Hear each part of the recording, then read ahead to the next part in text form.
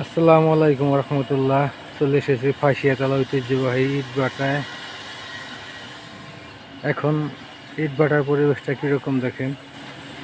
কিছুদিন পরে বাটা যখন চালু হইব তখন জিগজ্যাগ করবো বাটাটা। পুরো জায়গায় ঘাস ঘাস মাসের তলাই গেছে পুরোটা। বাইরে মাটিগুলো আইনে লোড করতেছে।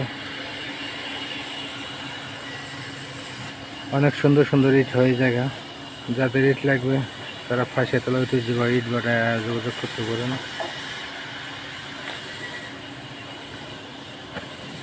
এই যে একটা কাজ চলমান আমার।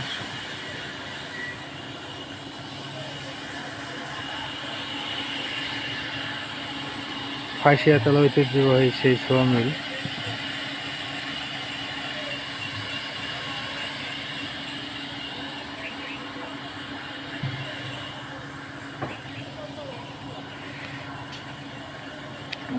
যারা যারা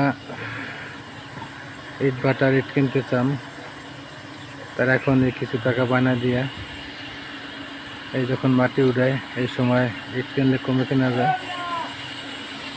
যারা কমে ইট কিনবেন